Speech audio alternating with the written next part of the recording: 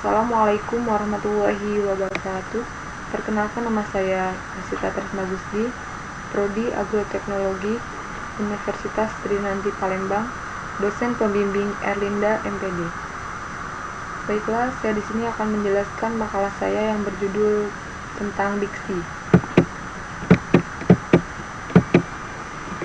Pembahasan A. Pengertian diksi atau pilihan kata.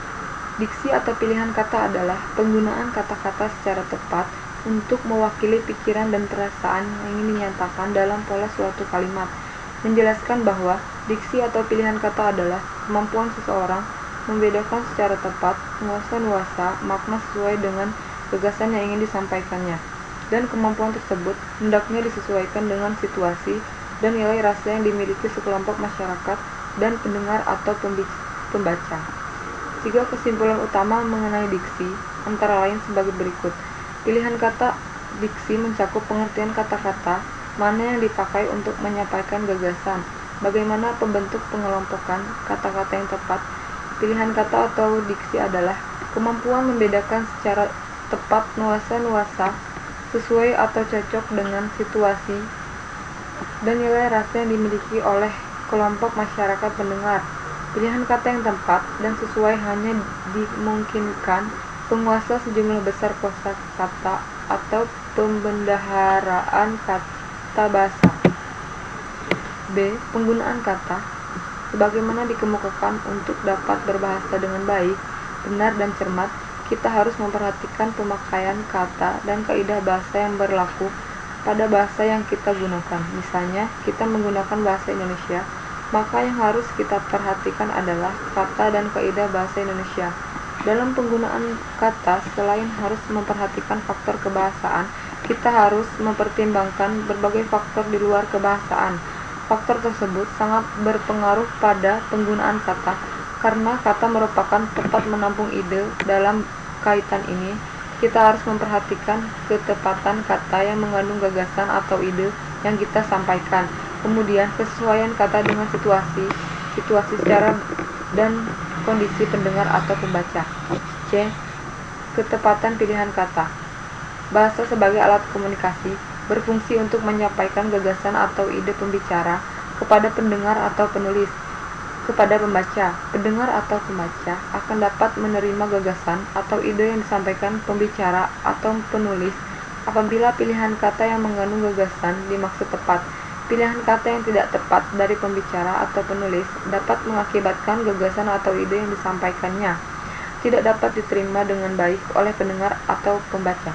Oleh karena itu, kita perlu memperhatikan hal-hal berikut: kata bermakna denotatif dan konotatif, dan kata bersinonim, kata umum dan kata khusus, dan kata yang mengalami perubahan makna. 2.1 Memiliki kata bermakna denotatif dan bermakna konotatif.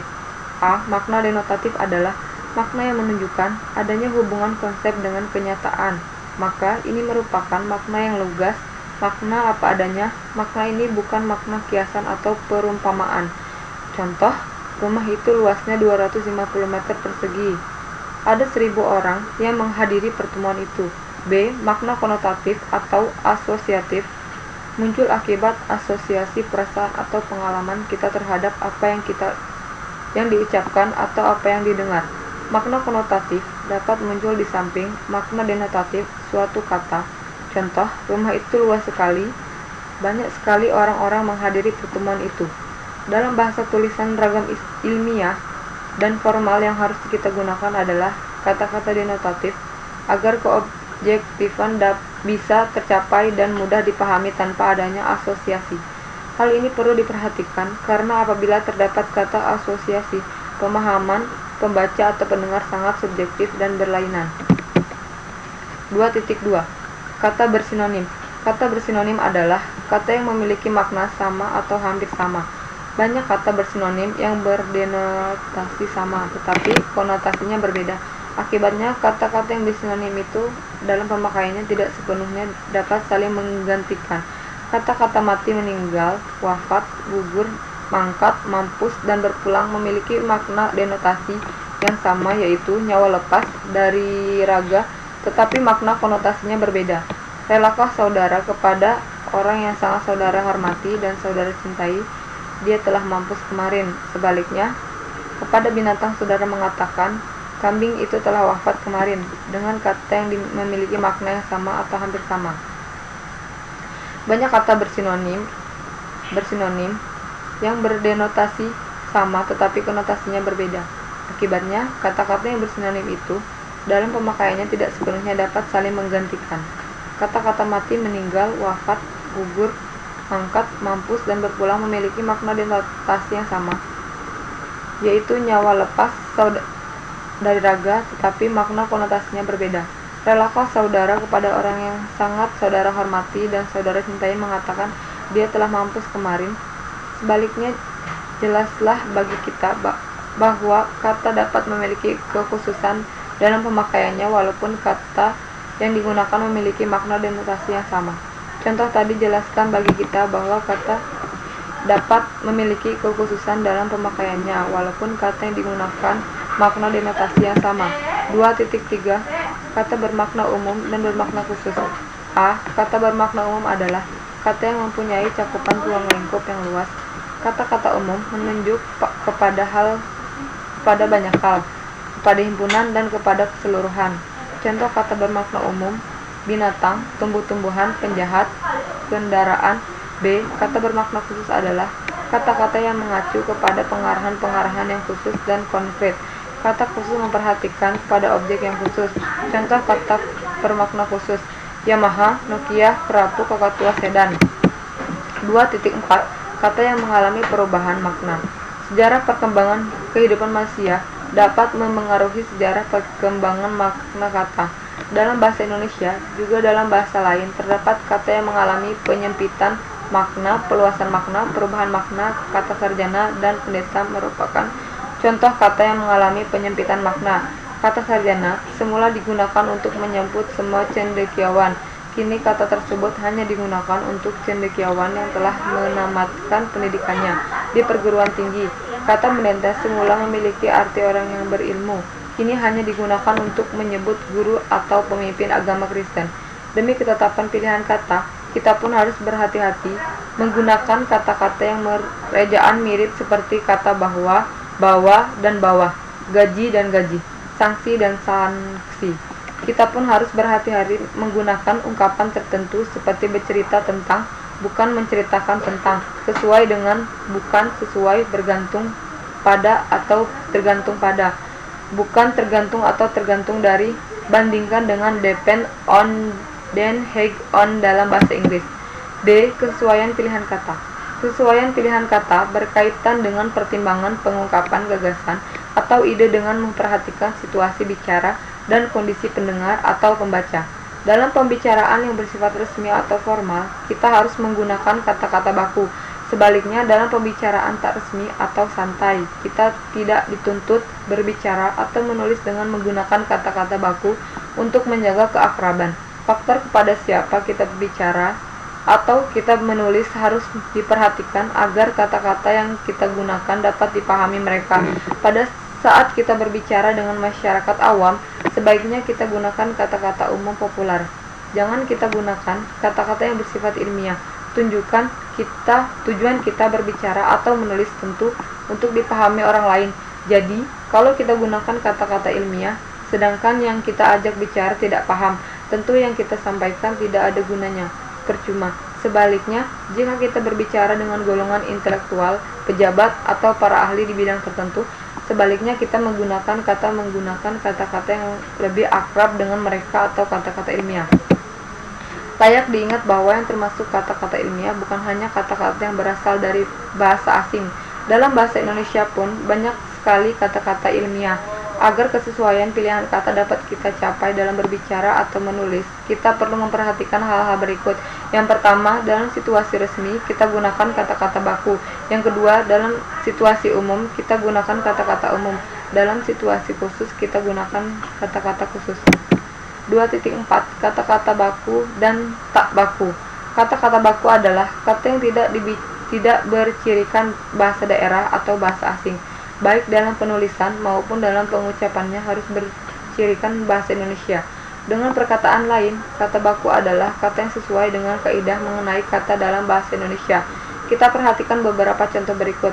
Kata baku aerobik, kata tak baku aerobik, kualitas, beri, kasih, lewat, liwat, senang, seneng.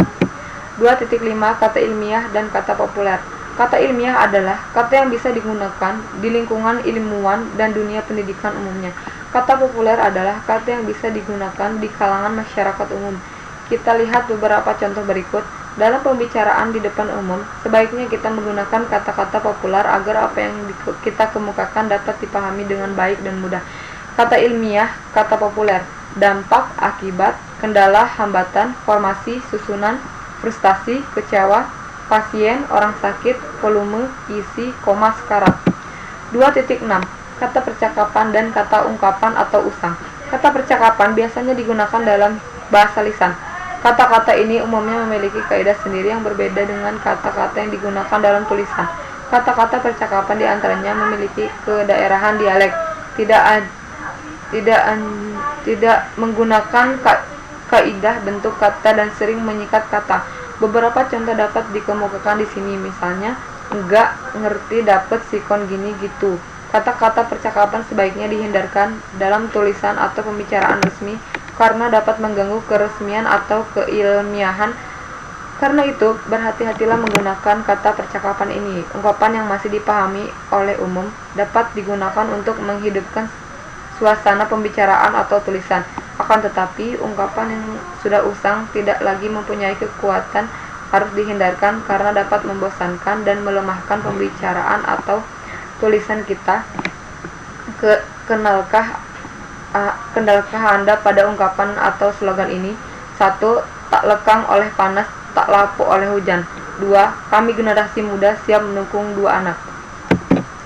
Syarat diksi atau pilihan kata. 1. Bedakan secara cermat kata denotasi dan konotasi.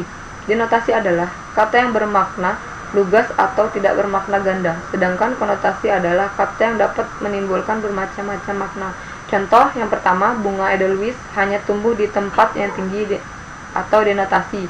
Yang kedua, Sinta adalah bunga dewasa di kampungnya atau konotasi. 2. Membedakan dengan cermat kata-kata yang hampir bersinonim.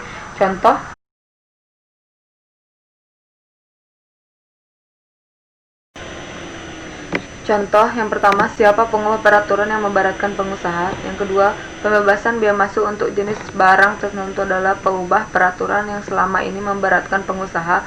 3. Membedakan kata-kata yang mirip ejaannya. Contoh intensif, insensif, karton, kartun. 4. Tidak menafsirkan makna kata secara subjektif berdasarkan pendapat sendiri. Jika pemahaman belum dapat dipastikan, contoh modern, canggih atau secara subjektif. Modern, terbaru atau mutakhir. Canggih, banyak cakap, suka mengganggu, banyak mengetahui, bergaya intelektual atau menurut kamus. 5.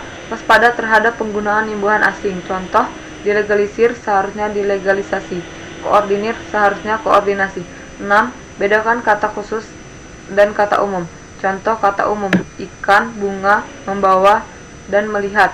Kata khusus, gurame, lele, tuna, dan lain-lain.